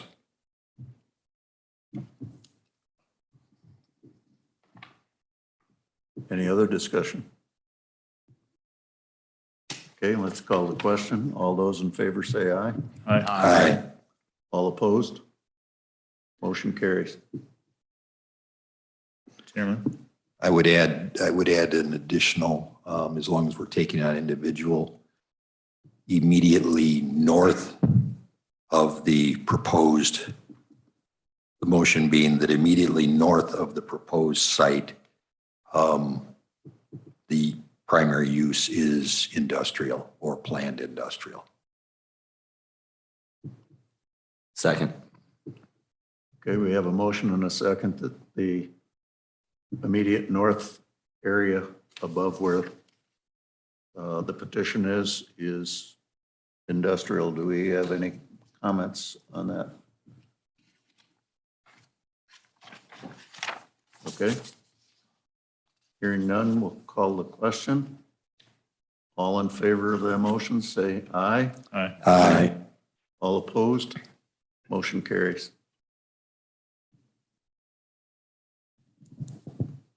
Are we on to the next section? Let me finish writing. What's that? I said, let me finish writing. Well, I can read while you write. Okay.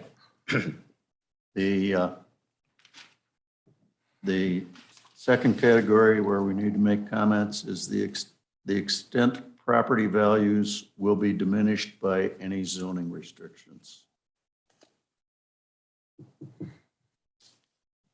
I move the CBA does not find that the property values will be diminished by any zoning restrictions. Do we have a second? Second. Mike seconds it. Any commentary?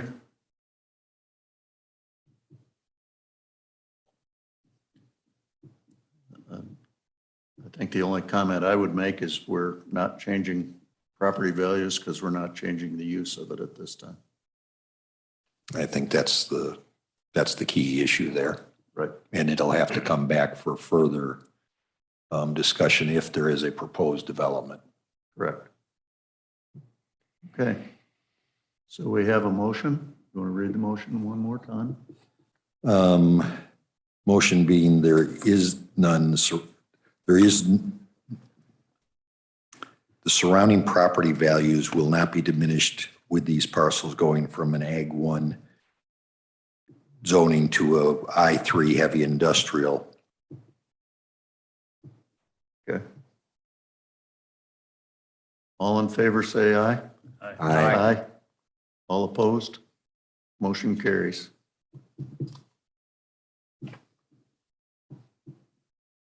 Anything else under that section? I don't have anything. Okay.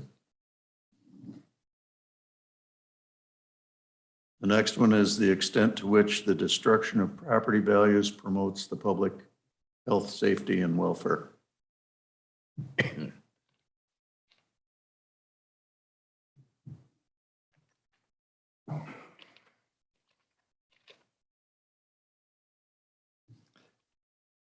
I would, and at this point, I'm not ready to make a motion, more discussion. I would, not sure that this is even applicable because at this point, we're not finding any decrease in the property values. There's no specific development going on. So I guess unless I'm misreading this, and please give me some feedback, guys. If not, then I would make the motion that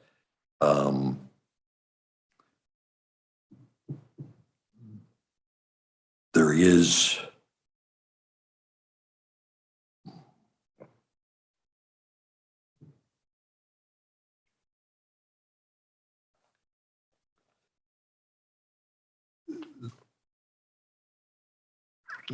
no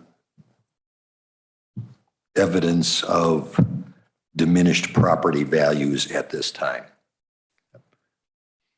Second.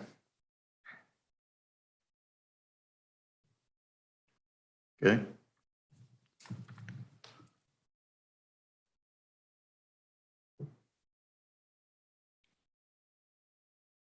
Is there any comments by anybody? Not on this motion. What's that? Not on this motion, no. Okay.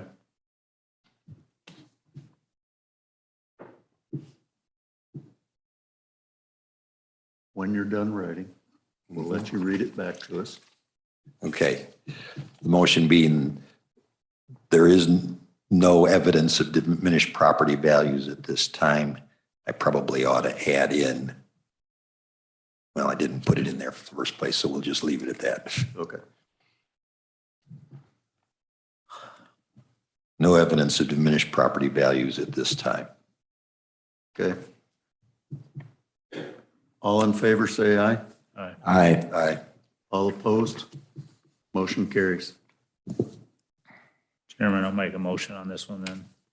What's that? I'll make a motion on this one if, On the next one? no, on this one that we're on. He wants to add another one in. Oh, you want to add another one in? Yeah. Okay. I'll make a motion that the Lee County ZBA finds that to the extent to which the destruction of property values promotes public health, safety, and welfare, that there is none.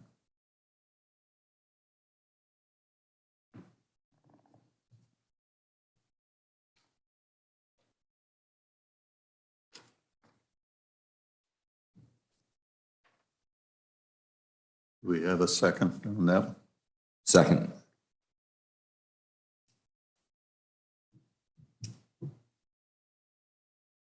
Any comments? Mike, do you have any comments? Just that the question was to the public health, safety, and welfare, so I thought that needed to be stated. Thanks, Mike. That was the part I was going to ad lib at the end there. So. Yeah. But I wasn't quite sure how to, because if we're deciding that there's no evidence of diminished value, how does it impact public health or safety anyways?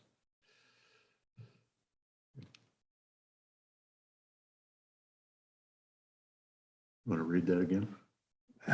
Yeah, You want Mike to read that again? No, I'm still trying to think of how we want to phrase that to make it. Because what he said is to the extent to which the destruction of property values, we've already said that there's no diminished value, so. Just state it that way. I was just going to say, at this time, there is no material impact on public health, public safety, or public welfare. I was going to change that around a little bit. So, okay with I mean, you? he's got the motion and that was seconded, right? Yes. So we need to vote on his motion of the extent to which the destruction of property values promotes public health. There is none. Public health, safety, and welfare. Okay, you want to put them all in there? He wants to put them all in there. There is none. Okay.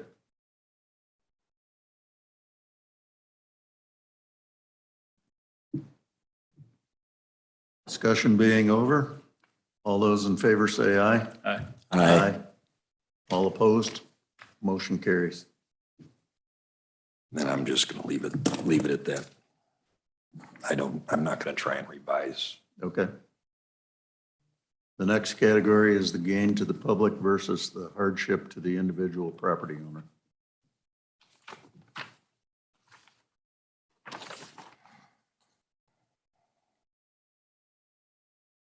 Chairman, I'll make a motion that the Lee County ZBA finds that there would be a possible future gain to the public if the zoning of this parcel is changed to I3 Heavy Industrial District for future economic growth in the area. Okay. Do we have a second on that one? Second. Craig seconds. Any comments on that?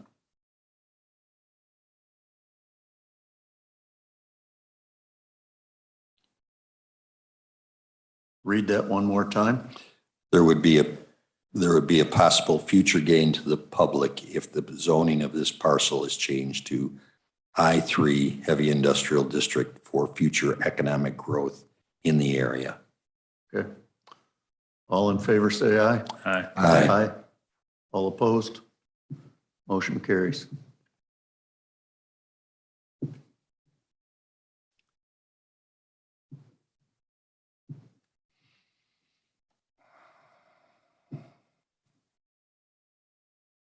We have anything else under that category?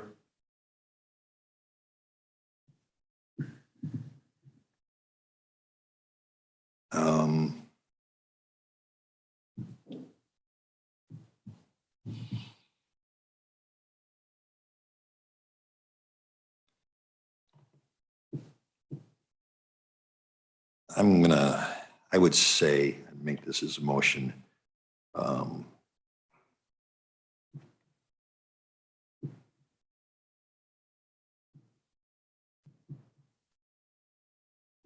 Motion that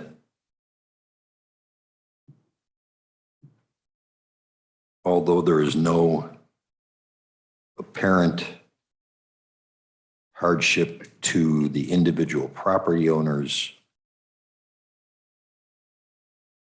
at this time, due to no specific development being proposed and sale of the property is not required, future hardships are unknown.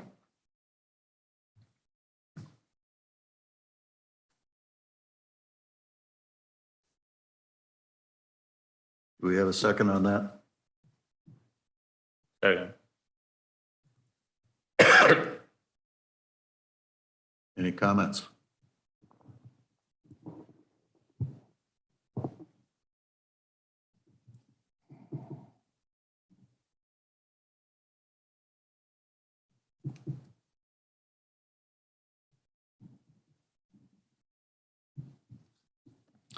Sorry for the delay. I wasn't able to write while I was thinking. It's okay.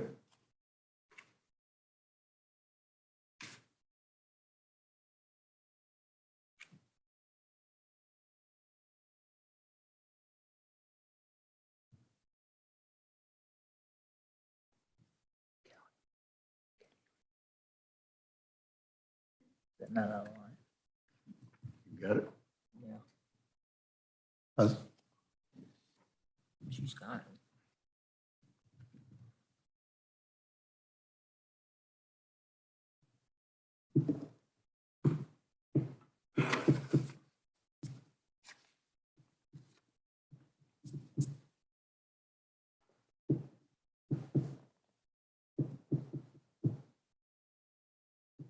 Ready to read it back? Yeah. Okay, go ahead.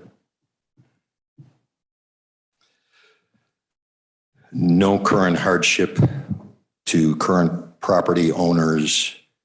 There would be no current hardship to individual property owners at this time because no specific development is proposed or sale required. However, future hardship is unknown.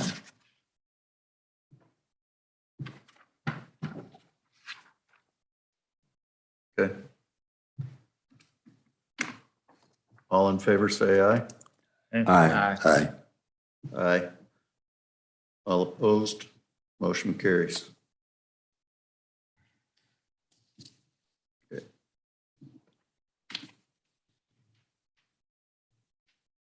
The next category, the suitability of the subject property for zone purposes.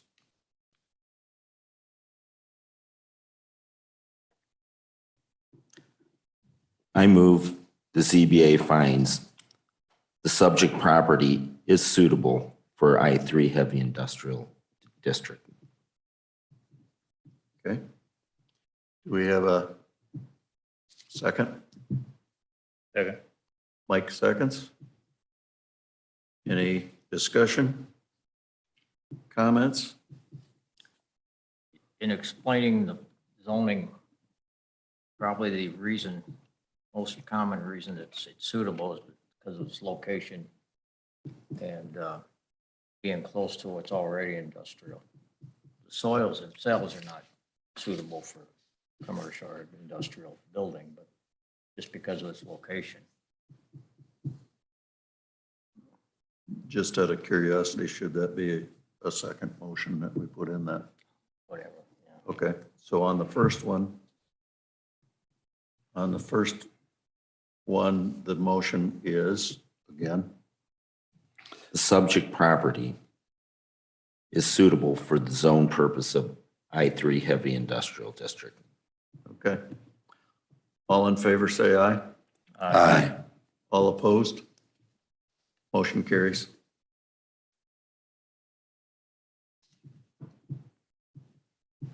You want to go for this? The suitability is based on its location to other industrial property and not based on the type of soils for building an industrial property. Okay, we have a second on that. Second. What's that? Second. Third. Mike Third, seconds. fourth. Any discussion on that one? Okay. So on that one, all in favor, say aye. Aye. All opposed? Motion carries.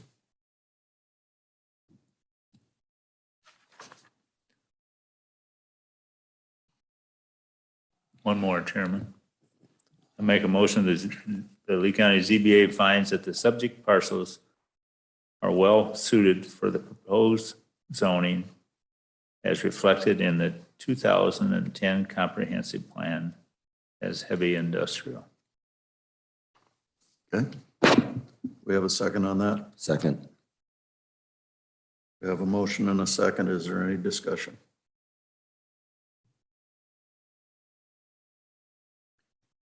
Mike, you want to read your motion one more time? The subject parcels are well suited for the proposed zoning as reflected in the 2010 comprehensive plan as heavy industrial. Okay. All in favor, say aye. Aye. Aye. Aye. All opposed? Motion carries.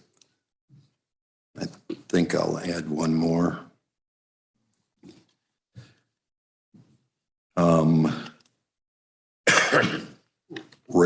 Motion being that property is suitable. No, I'm drunk, excuse me. Motion being railways and utilities have already been brought into this corridor to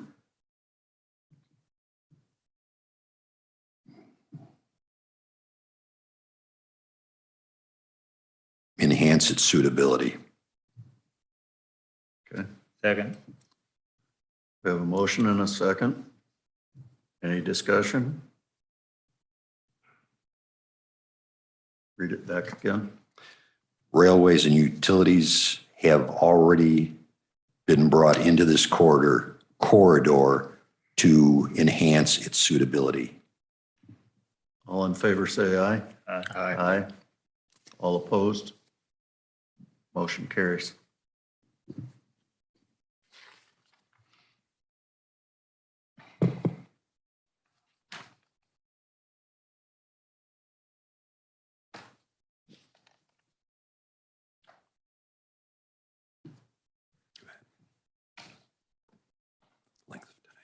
What's it? Okay, the next question is the length of time the property has been vacant is zoned considered in context of land development in the vicinity of the subject property, pardon me.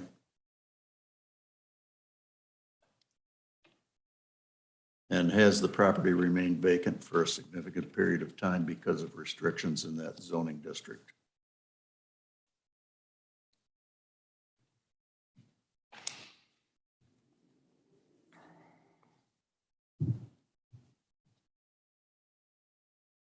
First question is this something that can even be addressed since the property is not vacant? They're looking at merely changing the zoning. It hasn't been vacant, but I think we do have to make a motion stating that so that we've addressed this part of the requirements.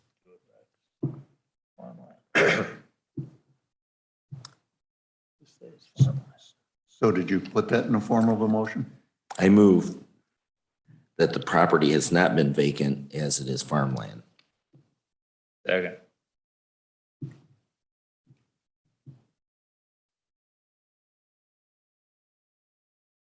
Under its current zoning? Yes.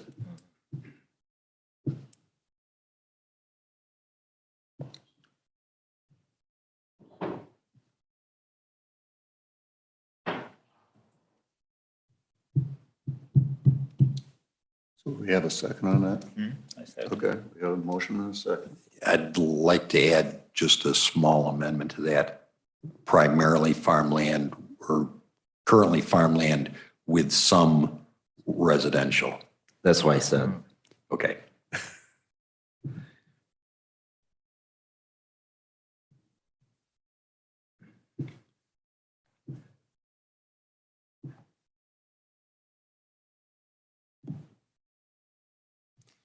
Okay. His motion being the property has not been vacant as it is currently farmland with some residential. All in favor, say aye. Aye. All opposed? Motion carries.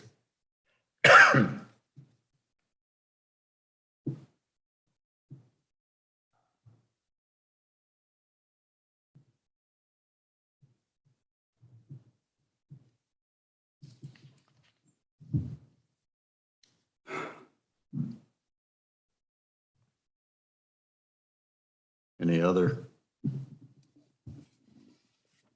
motions in that category? No.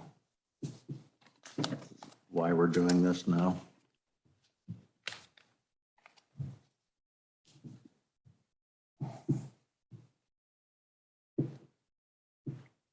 Or do we move on to the next subject? Move on to the next.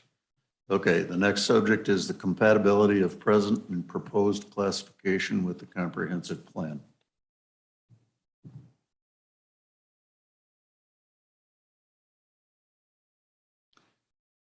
Motion that the present classification of the parcel is not compatible with the comprehensive plan as the Lee County comprehensive plan designates the future use of this location to be heavy industrial. Second.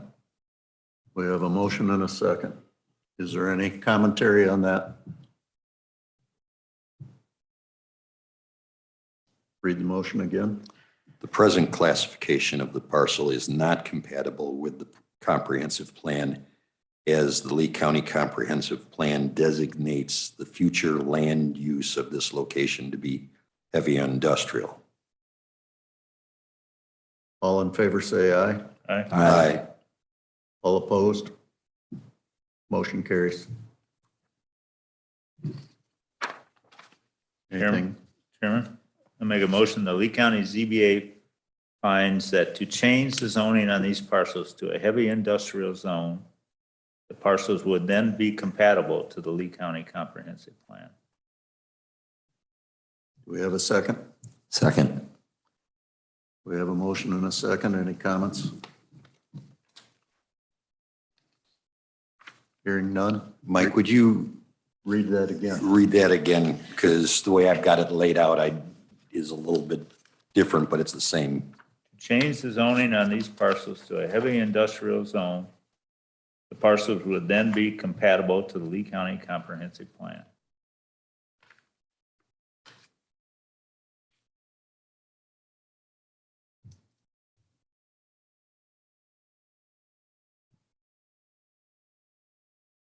Okay.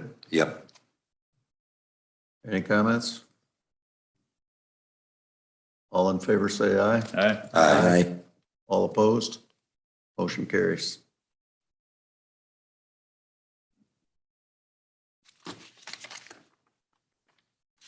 Here's the final question, which is a good question.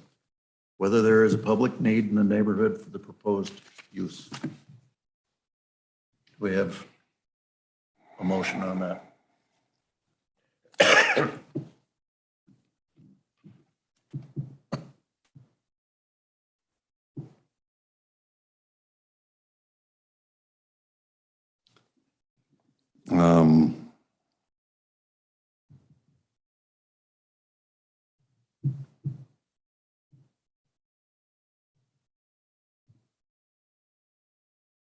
Let me try this. ZBA, motion being the ZBA finds there is no current public need in the neighborhood for the proposed use. However, the proposed use would make the parcel's use compatible with the current land uses in the area and consistent with the Lee County Comprehensive Plan. It, Oh, I'm sorry, I thought you were done. Scratch that.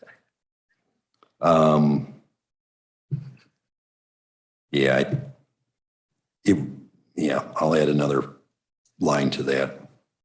It would also prevent further development to this area without first seeking the county's approval.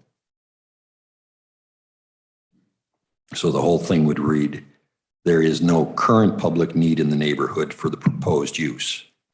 However, the proposed use would make the parcel's use compatible with the current land uses in the area and consistent with Lee County Comprehensive Plan.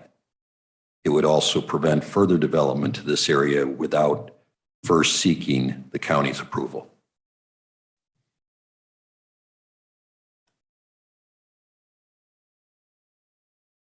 Is there a second? Second. Mike seconds. Any further comment?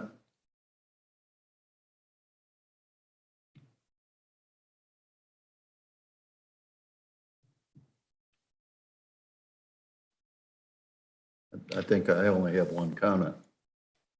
It's hard to develop something if you don't have the space available to make that expansion, so I think you're correct. So, any other comments? Read that one more time. There is no current public need in the neighborhood for the proposed use. However, the proposed use would make the parcel's use compatible with current land uses in the area and consistent with the Lee County Comprehensive Plan. It would also prevent further development of this area without first seeking the county's approval. Okay. All in favor, say aye. Aye. All opposed? Motion carries. Chairman, I make a motion, we recommend this petition to the full county board for approval. Okay, we have a motion to approve. Second. We have a second. Are there any comments on that? All in favor, say aye. Aye. Aye. All opposed? Motion carries. Goes to the full county board. When? When? On the 22nd of November. Good. Anything else? Do we have anything else to do tonight other than to, I did want to mention, there was a Scrivener's error on the amended petition. say that again? There was a Scrivener's Scrivener's error. error on the actual amended petition that I wanted to make you aware of. And the Scrivener's error was that it should be the railroad, not the Stewart Road, on the location for the map amendment. Okay. We need to add that to the minutes. Okay? I don't do the minute part, I just do that. Okay, so with that, we should motion to recess until after the county board meeting on the 22nd of November. So move. We have a motion to recess. Do we have a second? Second. All in favor, say aye. Aye. All opposed? Those in favor, stand up and leave.